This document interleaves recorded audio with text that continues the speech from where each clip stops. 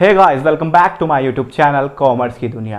And guys, today we will discuss industrial reforms from our chapter Indian economy from 1950 to 1990, and we are having our topics reforms in agriculture sector. So guys, don't miss this video and watch this video till the end so that you can clear all the doubts about industrial reform. And I will suggest you, before watching this video, you go to my playlist and watch the earlier videos so that you can clear this video very easily. So guys, let's start the video. Industrial reforms in the economy like India, the growth of industrial sector is necessary for the economic and monetary prosperity of country. Industrial reform जो आए हैं उसका कारण क्या है? In the economy like India, Bharat के जैसी अर्थव्यवस्था वाले देश में the growth of industrial sector is necessary. जो हमारे औद्योगिक क्षेत्र की जो रिफॉर्म्स यानी सुधार लाना बहुत ही ज़रूरी था. इंडस्ट्रियल सेक्टर के लिए रिफॉर्म्स होना बहुत ही ज़रूरी था. क्यों? क्योंकि industrial sector plays an important role in the economic and monetary prosperity, क्योंकि ये सबसे बड़ा रोल प्ले करते हैं किसी भी देश को इकोनॉमिक और मॉनेटरी रूप से प्रोस्पेरस करने के लिए. सो गाइस, इंडस्ट्रियल रिफॉर्म्स के बारे में गवर्नमेंट की जो कुछ व्यूज़ रहे उसमें हम आपको बताते हैं इंडस्ट्रियल सेक्टर क्या क्या प्रोवाइड कराता है. So industrial sector provides more stable source of employment. As you know, in India there are 75% people who are engage in agriculture sector, और एग्रीकल्चर सेक्टर में अभी इतना ज़्यादा फोकस्ड होकर के काम करना इतना पॉसिबल नहीं था, क्योंकि अब एग्रीकल्चर सेक्टर को केवल और केवल सब्सिस्टेंस के लिए ही नहीं देखा जा रहा था, कॉमर्शलाइजेशन हो चुका था. तो अब अगर इंडिया में कुछ ऐसे क्रॉप प्रोडक्शन हो रही थी जिनसे हम कुछ और नई चीज़ का ट्रांसफॉर्मेशन कर सके, तो उसके लिए इंडिया में इंडस्ट्रीज़ को सेटअप करना बहुत ज़रूरी था. और ये इंडस्ट्री सेटअप होने के साथ साथ हमारे इंडिया को एक ऊंचे पायदान पे सेटअप करने के लिए तैयार होने वाली थी. सो गवर्नमेंट ने इस ओर ध्यान दिया और अब बारी थी कुछ ऐसी इंडस्ट्रीज़ को इनबिल्ड करने की जो हमारे देश को इंटरनली स्ट्रॉन्ग बना सके और एक्सटर्नली भी हमारे देश को through out the global represent करा सके. तो इट प्रोमोट्स मॉडर्नाइजेशन. जिस देश में इंडस्ट्रियलाइजेशन का दौर रहता है या रहा है, उस देश को मॉडर्नाइजेशन की लिस्ट में सबसे पहले पायदान पर रखा जाता है. और यही कारण था जैसे अमेरिका और जितने भी हमारे डेवलप्ड कंट्रीज़ हैं, इनमें इंडस्ट्रियल रिवॉल्यूशन बहुत पहले हुए हैं. सो गाइस, इन सब को देखते हुए हमें भी हमारे देश को आगे बढ़ाने के लिए कुछ इसी तरह की एक्टिविटीज़ करनी बहुत ज़रूरी थी. सो गाइस, नेक्स्ट है increase national income. As you know, इतना ज़्यादा पॉपुलेशन हमारे देश का अब हो चुका था कि हर किसी व्यक्ति को एम्प्लॉयमेंट की ज़रूरत थी, क्योंकि हर एक बच्चा या हर एक बड़ा व्यक्ति एक ही कार्य में संलग्न नहीं हो सकता है. हर कोई बंदा एक ही तरह का कार्य नहीं कर सकता है. तो इसलिए एम्प्लॉयमेंट क्रिएटिविटी के तौर पर इंडस्ट्रियल सेक्टर को बढ़ाना बहुत ज़रूरी था. साथ ही साथ जिस तरह से हम ज़्यादा से ज़्यादा एम्प्लॉयमेंट प्रोवाइड करा पाए, तो उससे क्या होना था, हमारी नेशनल इनकम में इंक्रीमेंट होना पॉसिबल था. सो गाइज, इंडस्ट्रियल सेक्टर क्या करा सकता है, आपको प्रोवाइड करा सकता है नेशनल इनकम में इंक्रीमेंट.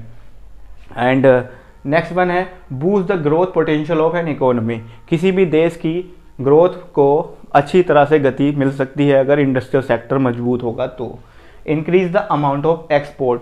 जब इंडस्ट्रियल सेक्टर आपका पुटअप होगा, आपने स्टेबल कर दिया है अपने देश में या अपने किसी भी क्षेत्र में इंडस्ट्रियल सेक्टर को ज़्यादा से ज़्यादा आप फोकस होकर के काम कर रहे हैं, तब आपको जो प्रोडक्ट आप वहाँ पर तैयार करेंगे वो जाहिर सी बात है कहीं ना कहीं एक्सपोर्ट तो होना ही है, क्योंकि आपका प्रोडक्ट ऑन डिमांडिंग होगा तो वो देश और विदेशों में भी डिमांडेड होगा. So guys, last help to modernise agriculture.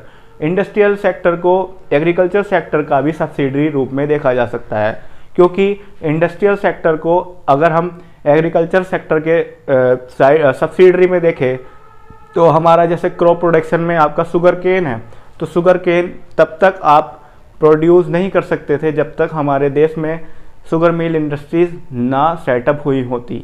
So guys, ये सारी इंडस्ट्रीज़ हमको किस ओर बढ़ा रही थी, हमारे को अपने आप को इम्प्रूवमेंट में, हमारे स्टैंडर्ड को उठाने में, साथ ही साथ हमारे देश की इकोनॉमी को डेवलप कराने के लिए इंडस्ट्रियल सेक्टर को बढ़ावा देना गवर्नमेंट की एक प्लानिंग के तौर पर बहुत ही अच्छा साबित हो सकता था। सो गाइस, यहाँ पर अब बात करेंगे हम कुछ इम्पोर्टेंट टॉपिक्स की, जिसमें हमने direct involvement of public sector is also necessary for its development. Industrial sector के डेवलपमेंट के लिए सरकार यानी कि पब्लिक सेक्टर का इन्वॉल्वमेंट लेना बहुत ज़रूरी था। क्यों? क्योंकि अगर इंडस्ट्रीज़ को हम कैपिटलिस्ट लोगों के हाथों में, कुछ प्राइवेट लोगों के हाथ में जो हैंड ओवर कर देते हैं, तो उससे क्या होगा, हमारा देश कुछ ही लोगों के हाथ में सिमट कर रह जाएगा और वो हमारे देश की वैसी ही स्थिति कर सकते हैं जिस तरह से हम एक दौर पहले अपनी स्थिति को देखते हुए आए हैं, यानी कि कॉलोनियल टाइम में जिस तरह से हमारे देश में गुलामी सही, उसी तरह से कैपिटलिस्ट लोग जो हैं हमारे देश में, वो फिर से हमारे देश को इस तरह के सिचुएशन में ना डाल दें।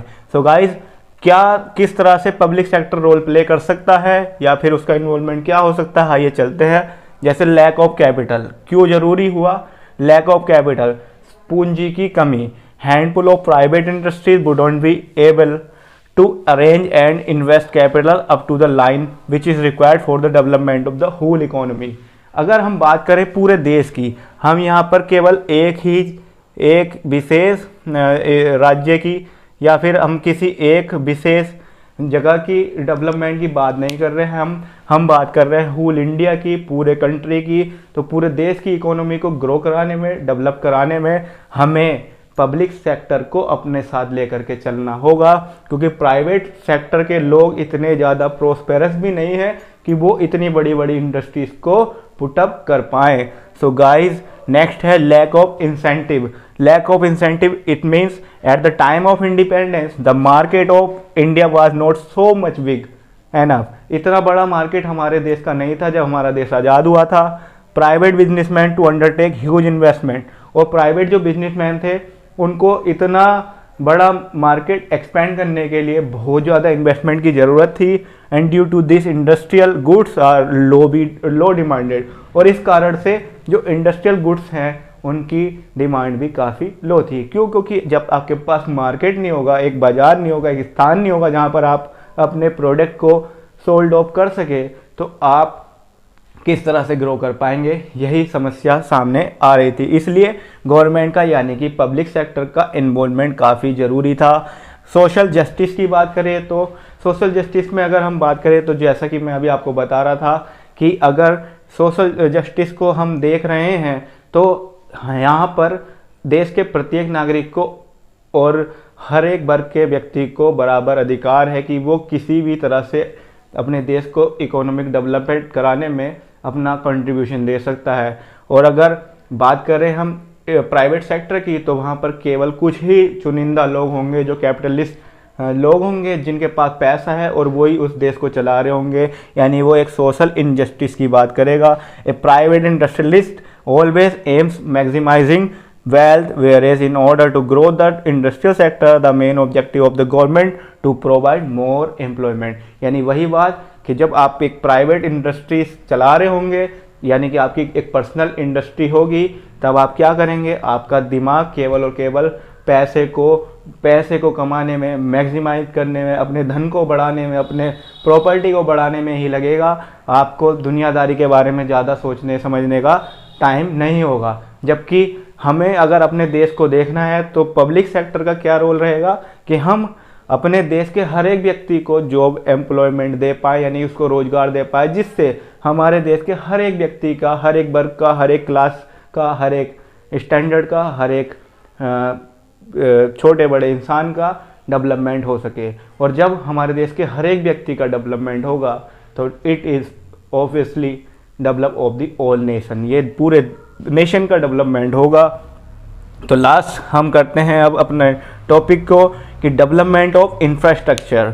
Due to huge investment and low profitability private sector does not undertake many infrastructure project. भाई बात क्या है, इंफ्रास्ट्रक्चर प्रोजेक्ट में काफ़ी ज़्यादा इन्वेस्टमेंट लगाने की ज़रूरत होती है, साथ ही साथ यहाँ पर ज़्यादा मार्जिन नहीं होता है या फिर ज़्यादा गेन या प्रॉफिट कमाने के ज़्यादा चांसेस नहीं होते हैं, क्योंकि यहाँ पर रिस्क फैक्टर ज़्यादा रहता है। इस कारण से कोई भी प्राइवेट सेक्टर का व्यक्ति या प्राइवेट कैपिटलिस्ट लोग अपना इतना बड़ा रिस्क लेने के लिए तैयार नहीं थे, खास तौर से जब हमारा देश अभी ही कुछ ज़्यादा अच्छा ना कर पाया हो, या फिर हमारा देश बहुत ज़्यादा अच्छी स्थिति में ना हो, या फिर कह सकते हैं कि हमारा देश काफ़ी ज़्यादा जूझने के बाद अभी लड़खड़ाया हुआ हो। सो गाइस, इस सब को देखते हुए प्राइवेट सेक्टर को बढ़ावा देने के लिए पब्लिक सेक्टर को भी अपने इन्वॉल्वमेंट लेने की ज़रूरत थी, and that is the only reason in India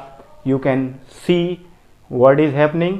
R India is taking mixed economy, capitalist economy and also what, social economy. तो इस तरह की इकोनॉमी को हमारे देश में ही देखने के लिए क्यों मिलती है, क्योंकि हमारा देश सर्वगुण संपन्न देश और सर्वधर्म संभाव देश और हर व्यक्ति को समता और समानता का अधिकार, equity, right to equity and equality वाला हमारी रखने वाला सोच वाला देश है। और यही हमारे देश को एक दुनिया के हर एक देश से अलग दिखाने में या बताने में, या कहना चाहिए हर किसी को हमारे देश में विविधता में एकता दिखने के लिए जो मिलती है, that is only that we have given all equal rights to everyone.